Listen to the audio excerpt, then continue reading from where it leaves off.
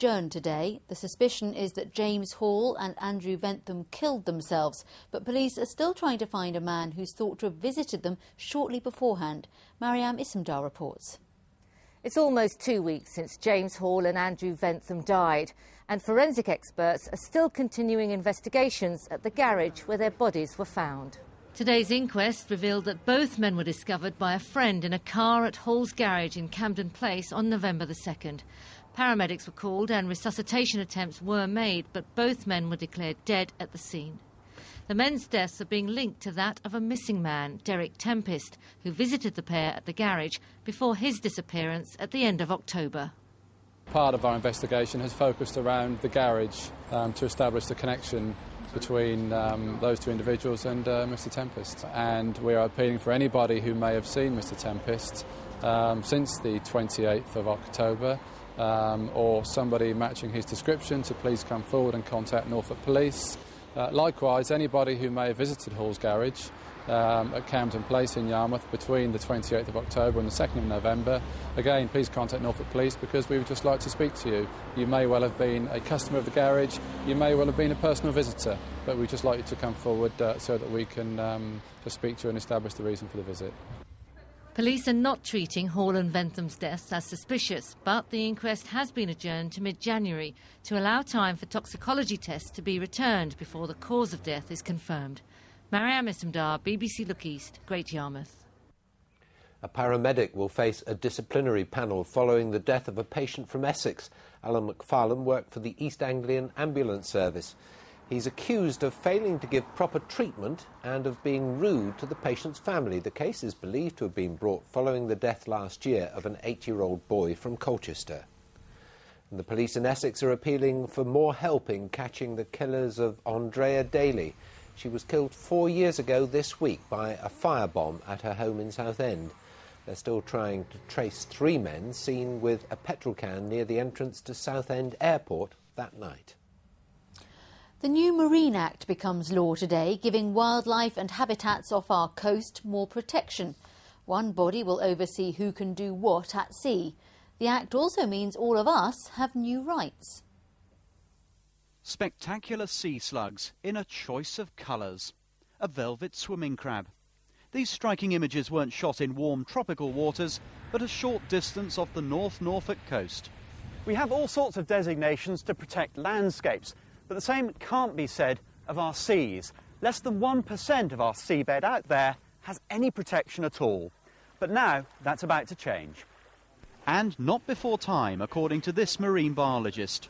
Really, it's the last of the sort of unregulated commons at the moment. I mean, there hasn't really been an oversight to manage the whole of the marine system in a sustainable way for the future. This is now a chance to bring all those things under one umbrella and hopefully get some agreement on which parts of the seabed we should protect totally for nature conservation, what should be accessible for fishermen or for wind farm development or for navigation or aggregate extraction.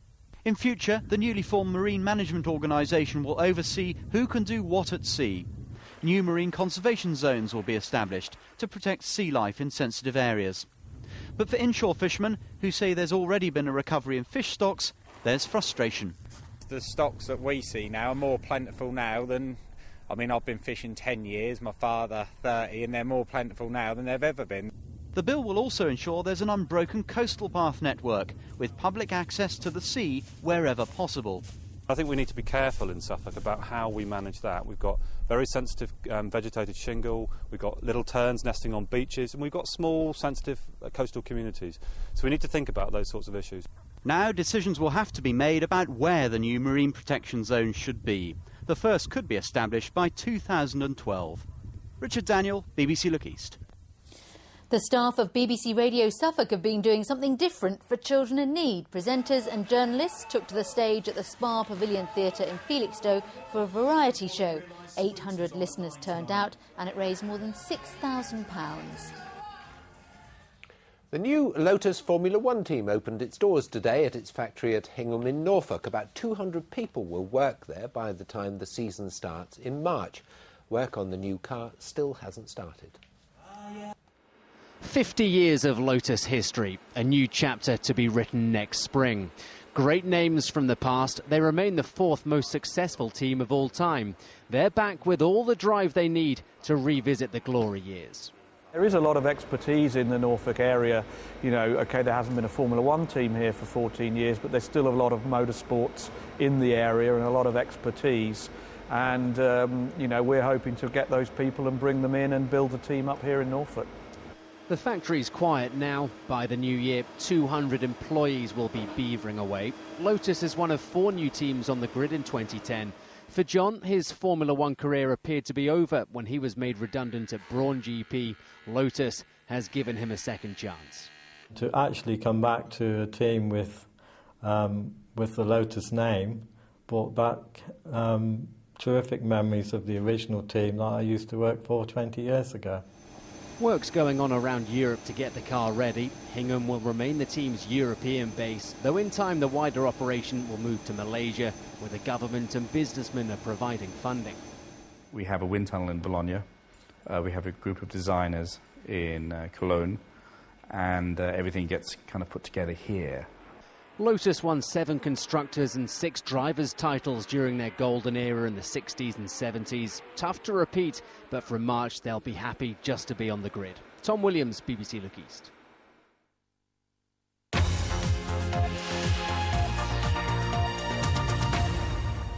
You're watching Look East from the BBC. Coming up... World record in a pork pie hat. I like it. Now, for the last 10 years, the UK Independence Party has defied the critics by doing well in European elections. In this region, once again, they had 2 MEPs at the last election. But instead of sitting on the sidelines in Brussels, UKIP appears to be playing a greater role within the institution that it says it hates so much. Our political correspondent Andrew Sinclair reports. Yesterday morning, the UKIP delegation in Brussels organised a small remembrance ceremony, and a handful of MEPs from other parties turned up. Age shall not weary. UKIP wants to make its mark in Europe, but its new Euro MPs are already finding out that that's very hard. We are made to feel important, but in fact we are not important. The MEPs, as far as I can see, can make a bit of noise, but they can't really change things. UKIP doesn't agree with the European Parliament and it wants Britain out of it, so it's not surprising that the party isn't highly regarded here. I don't think they have any impact here at all. The ones now are of slightly higher calibre than the ones we've had before. I think a consumer choice. There was a time when UKIP's MEPs would sit around criticising Brussels and doing little else, but the new intake is getting its hands dirty. I agree. I mean, obviously, you know, some of the remedies. David Campbell-Bannerman meets with a lobbyist worried about a new herbal medicines directive. He also sits on a defence subcommittee, while his colleague Stuart Agnew is on an agricultural committee. No, they say they haven't sold out. Getting involved is a way to highlight how bad Europe is. We are like an early warning system where we pick up threats to Britain and the British economy, new legislation coming through those committees, and we can highlight that, and that's a very important part of our role. So they're writing letters and speaking and voting in debates. They do bring a lot of interest to the debates, but I think a lot of people, they annoy a lot of people, basically. For the last 10 years, people here have tried to dismiss UKIP. Now it's clear the party is here to stay. It wants to be taken more seriously, but it's got a long way to go. Andrew Sinclair, BBC Look East, Brussels. And you can see more about UKIP and the role of the Conservative Party in Europe in the Politics Show, Sunday at noon on BBC One. Now, ticket